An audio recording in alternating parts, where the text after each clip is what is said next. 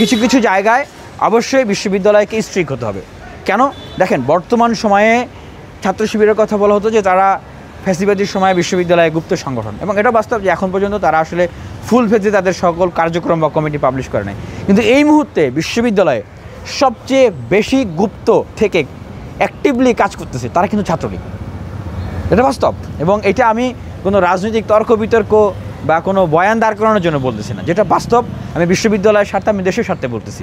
সুতরাং তারা কি চুপ করে থাকবে? তারা তো অবশ্যই তাদের মাথাচাড়া দিয়ে ওঠার জন্য কাজ করবে।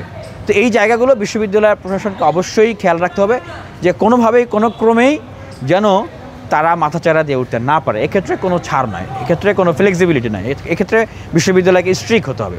এবং আমরা মনে করি যে বিশ্ববিদ্যালয়ের যারা শিক্ষার্থীরা আমরা আছি, বিশ্ববিদ্যালয়ে আমরা এই সময় ঐক্যবদ্ধ আছি, এবং বিশ্ববিদ্যালয়ের সবচেয়ে বড় শক্তি হচ্ছে বিশ্ববিদ্যালয়ের শিক্ষার্থীরা, ছাত্রছাত্রীরা।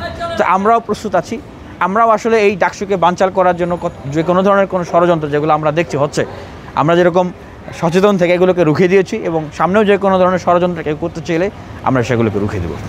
আমি আগেই আসলে কোনো সার্টিফিকেট কাউকে দিতে চাই না, কারণ এই ডাকসু নির্বাচনটা আমাদেরকে অনেক কাঠখড়ি পুড়িয়ে আন্দোলন করে আদায় করতে হয়েছে। আমাদের বিশ্ববিদ্যালয় প্রশাসনের প্রতি যে একদম শতভাগ আস্থা, ভরসা এবং ভালোবাসা আছে যে তারা সুন্দর করে একদম ভালোবেসে আমাদেরকে ডাকসু দিয়ে দিবে, তা কিন্তু না। আমরা বিশ্ববিদ্যালয়ের ভিতরগত অনেক জায়গা থেকে এই নির্বাচনকে আমরা বাধা পেয়েছি। সুতরাং নির্বাচন কমিশন তাদের মতো করে কাজ করবে, আমরা তাদের সমালোচনা করব। যদি তারা বায়াসড হয় বা তারা যদি কোনো কারণে কোথাও কোনো ধরনের ব্যত্যয় ঘটানোর জন্য কাজ করে, আমরা সেটার প্রতিবাদ করব। অবশ্যই এখন পর্যন্ত তারা যে কার্যক্রমগুলো করছে আমরা তাদেরকে ধন্যবাদ জানাই।